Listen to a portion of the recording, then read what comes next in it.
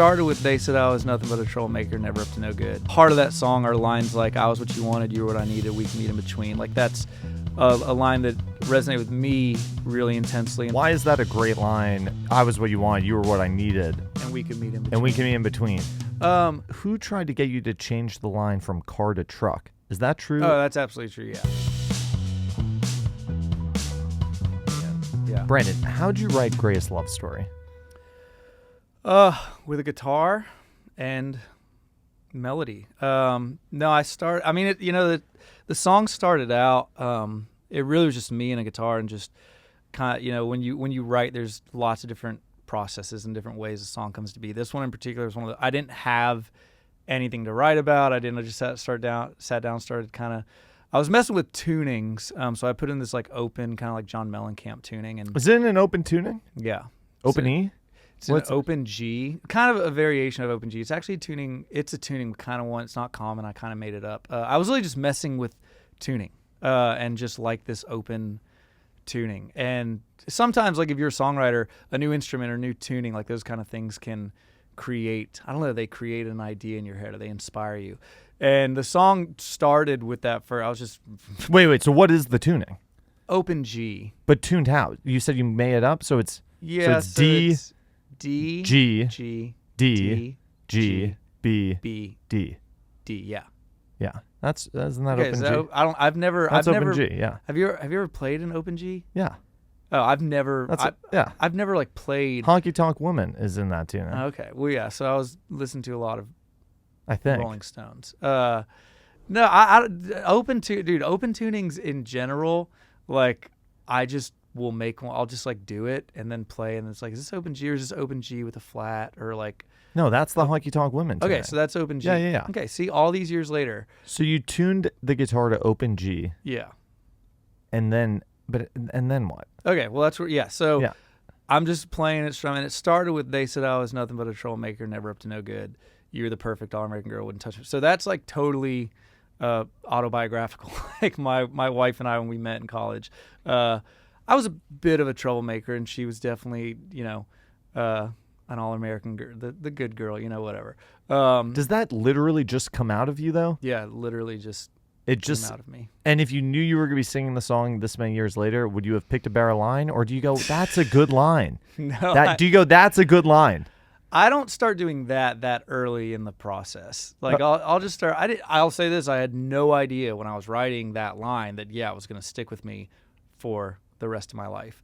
I'll say this though: at that time in my life, and this is what all writers, artists, I challenge them and myself to get back to, is that naive kind of feeling when you're writing, that innocence, that I just like it. I like it. It feels good, and I'm just singing it out, and I feel good about it. Not like, well, are people gonna? I don't know. Would that resonate with? Are there a lot of troublemakers out there? And are there a lot of all-American girls? Should I make it more international? Should I, these things that you can overthink? I just liked it. And I will say, though, I wouldn't think that early. It was just spitting lines out. And I started writing the story of my wife and I, kind of this I didn't like totally have the verse. I went then to the chorus and, I was going to be forever. And we weren't even engaged at the time, but I was going to be here forever. You're going to be my wife. That whole thing, the chorus kind of shaped up. Then I started going back to the verse because it was a little like my wife and I, we met in college. It was more autobiographical. And I was like, hey, so the heart of my stories there, the heart of my wife and I is in the song, but I want to make it, I don't know, I just want to change some of the details. So I turned a little more of like we were in college together, she went away, and we spent time apart and broke up, whatever, and I was howling at the moon, that whole thing. And then got back together in Nashville and went out for some drinks and figured things out and got back together, and that's the end of the song. But I just changed some details, I don't know, just to make it a little more not totally on the nose of my life. And there are things that to me, that song, the heart of that song are lines like, "I was what you wanted, you were what I needed, we can meet in between." Like that's a line that resonated with me really intensely, and then over the years people have said like that kind of the balance of a relationship and also the journey of a relationship. It's not just this Friday night you meet in a bar, let's go home and everything's perfect. It's this, hey, we got together and then we kind of fell apart and we had to work some things out and figure out who we were and then get back together and talk about it.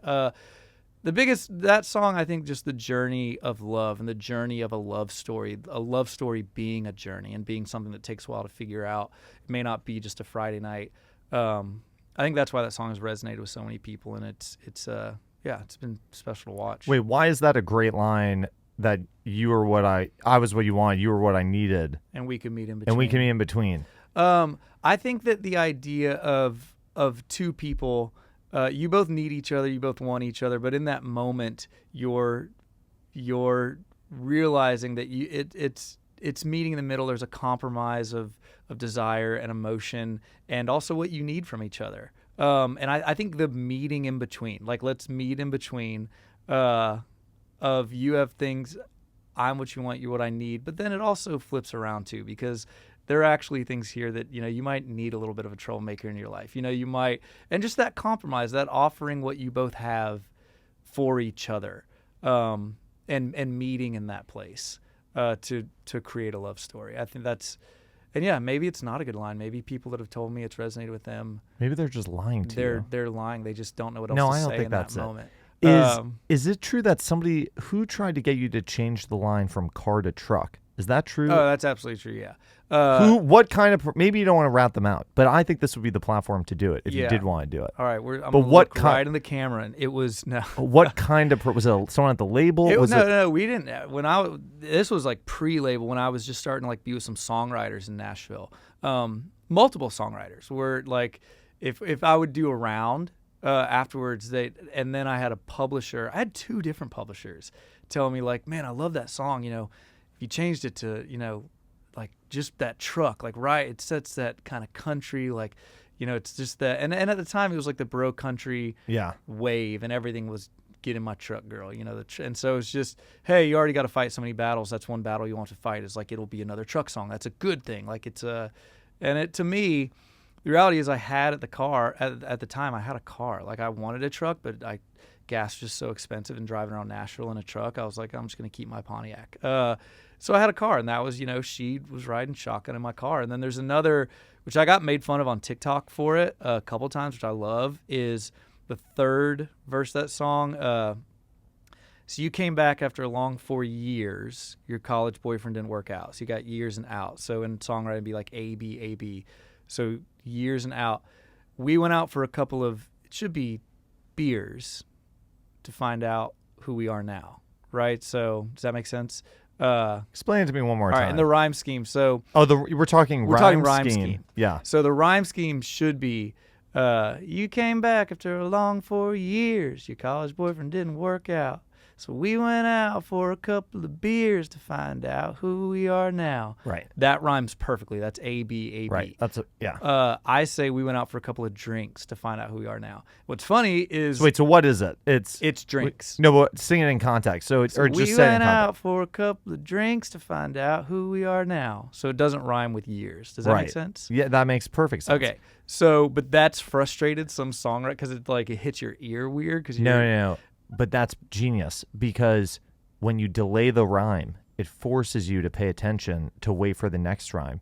That's what Oscar Hammerstein always said. Yeah, and I get all my inspiration from Oscar Hammerstein. Right, of course. And so, bigger impact on Rodgers and Hammerstein than Brandon Lancaster over here. Exactly. No, but I literally did that, though, not even to intentionally try to make people listen. It just was like I was thinking about our story, and I was like, well, we went downtown, and we didn't get beer. My wife doesn't really drink beer. Like we ordered drinks. Like I got an old fashioned and she got like a vodka. But why did you feel like you had to be so literal? Because at the time, this isn't going to go out to millions of people. I'm not going to sing. At the time. But hold on. Isn't every song you're writing because of your ego at the time? Don't you think it's going to go? Don't you think everyone's going to hear that? Isn't that the goal? No, that's the goal. But I'm enough of a realist, and I think. I've also been writing songs for a long time. At that point, I've been writing songs for years that you just have to write. You're going to be performing this in some round. You're going to be playing a show, and there's going to be like 10 people there. And that may be as good as it's going to get. And so you better really feel convicted about what you're writing and you're singing. And at the time, it's like, well, at the time she was my girlfriend. I know my girlfriend's going to like hear this. And so she'll kind of know I'm talking about us, and she'll maybe think like, oh yeah, we went out for drinks that one night. And it's really for her. And then maybe it's for my friends. And then maybe it's for like the 10 fans we have. And then and you kind of stay there. Even now, I don't know. I think that if you try to think like the whole world's going to be, I think you can get into a dicey situation if you're thinking like, all right, so we're sitting in front of 50,000 people, because you can't figure out what all 50,000 people, and what if you're not in front of 50,000 people? You might be playing it just, even when I say it all works and it's all great. One day you might be 65 years old walking into a little round and you're like, back in the day, I played, and there's only 7 people there, and you better like what you're singing, and you better like what because you're the only one left with it at the end of the day, and so I think that way. And at the time I was thinking that way. I was like, this is my song and my story, and I want it, and it's my now wife, it's her story. And so I want to be as close as it can be. And here's like little details that are my details that are important to me, and I want them to be in the song, because we may be the only people that ever hear the song. You love this song. Is that I do, yeah. fair to say? Yeah, I still, all these years later, I still love the song.